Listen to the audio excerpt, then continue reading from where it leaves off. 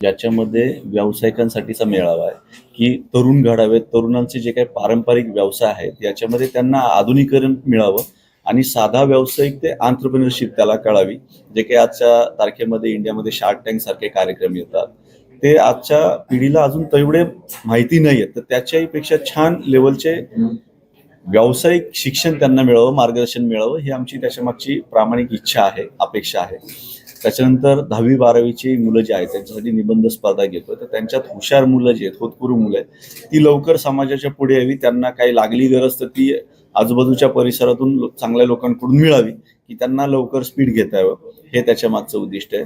त्याच्यानंतर एक अभ्यास दौरा आहे मुलांसाठीचा किंवा रेग्युलर तुमचा प्रवास, रेग्युलर तुमचा व्यवसाय सोडून नवीन क्षेत्रामध्ये पदार्पण करण्यासाठी मुलांना जेवढं जास्ती वाव मिळेल, त्यांना माहिती मिळेल, तर तो देखील याच्यामध्ये उपक्रम आहे. आणि क्रिकेटची देखील स्पर्धा आहे. क्रिकेटची का, तर बौद्धिक बरोबर शारीरिक संपत्ती देखील आजच्या काळामध्ये पाहिजे. आणि आज बघतो आपण की जिकडे तिकडे बऱ्याच खाण्याच्या पदार्थात देखील भेसळ आहे. व्हिटॅमिन D3 आणि B12चं मोठ्या प्रमाणावर आजच्या घडीला कमतरता सगळ्यांमध्ये जाणवू लागली. तर निश्चितच व्यायाम पाहिजे. शारीरिक संपत्ती व बौद्धिक संपत्ती ही तरुणांमध्ये वाढवण्याची व त्यांना बरीच माहिती मिळण्याचं आमचं प्रामुख्याचं उद्दिष्ट आहे. कधी असणार आहे स्वरूप कसं असणार आहे, कोणत्या तारखेला कोणत्या मेळावा? हे जे आहे हे आपल्या महाराष्ट्रामध्ये नाही, भारतामध्ये नाही, तर जगात ज्यांचं नाव आहे असे शरदचंद्र पवार साहेब यांचा वाढदिवस जो 12/12 म्हणजे 12 डिसेंबर या तारखेला आहे. तर आत्ताची येती 12 डिसेंबर 2025 तारीख आहे. त्या दिवशी आपण हे व्यावसायिक मेळावा ठेवून सुरुवात करतोय. आणि हा सप्ताह आहे, याच्यामध्ये आपण जेवढं जास्तीत जास्त तरुणांना, नवीन उद्योजकांना मोठं करता येईल, मार्गदर्शन मिळेल, तेवढा भारताचा, आपल्या भागाचा विकास होईल, हे उद्दिष्ट ठेवून आपण हे पुढे चाललेलो आहोत.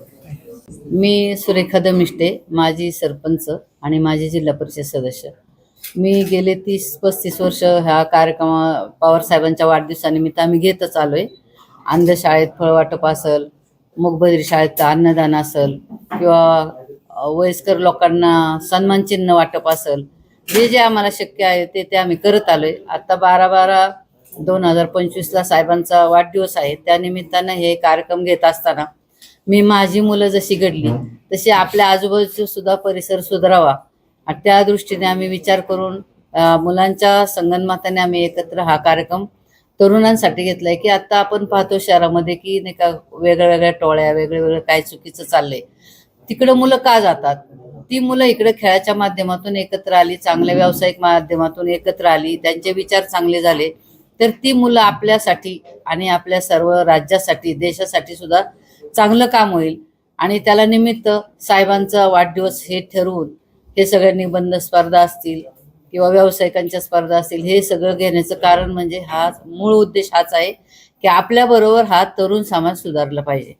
हा मूळ उद्देश आहे. मार्गदर्शन करण्यासाठी कोणते मान्यवर असणार आहे आणि कार्यक्रम कुठे असणार? कार्यक्रम हे आम्ही दाहेरी परिसरातच, खडकवासल्याच्या परिसरातच घेणार. त्याचं कारण की माझा शेजारी पहिला चांगला झाला पाहिजे. ते शेजारची मुलं जर सुधारली तर त्याचं बघून बाकीचे मुलं सुधारतील. आणि प्रमुख पाहुणे म्हणून शहराध्यक्ष प्रशांत जगताप आणि आमचे माजी आमदार कुमारभाऊ गोसावी व इतर पक्षाचे सर्व पदाधिकारी, आमचे चांगले काम करणारे जे लोक आहेत, ते कुठल्याही पक्षाचे असू द्या, मी ते मानत नाही तसं. ज्यांना आवड आहे, ज्यांना चांगलं वाटतं, त्या सगळ्यांनी आमच्या कार्यक्रमाला यावं असं माझं नेहमीच असतं. माझ्या सहकारी त्यामुळेच टिकून आहेत की मी कधीच कुणामध्ये असा मतभेद करत नाही. एक स्त्री आणि पुरुष दोनच जाती आपल्या मानवामध्ये आहेत आणि सगळ्यांची सुधारणा झाल्याशिवाय आपली पण सुधारणा नसते. एकटं सुधारून काही फायदा नसतो. त्यामुळं आपल्या बरोबरचे सगळे सुधारित हा मूळ उद्देश ठेवून आजकाल लोकांची शैक्षणिक, शारीरिक आणि मानसिक ताकद वाढली पाहिजे, तेव्हाच आपण आपल्या देशाला वाचवू शकू. आता कचरा असेल किंवा पाणी असेल, सगळं शासन सुद्धा कोण आहे? आपणच आपल्यासाठी बनवलेलं शासन असतं. तर ही प्रत्येकाची जबाबदारी असते की मी स्वच्छ राहिलं पाहिजे, मी चांगलं राहिलं पाहिजे, माझ्या शेजाऱ्याशी चांगलं राहिलं पाहिजे, कचरा माझा मी व्यवस्थित ठेवला पाहिजे. हे सगळं आपल्या समाजाला आणि तरुणांना आता कळलं तर देशाची भावी पिढी चांगली घडेल. हा मूळ उद्देश आहे.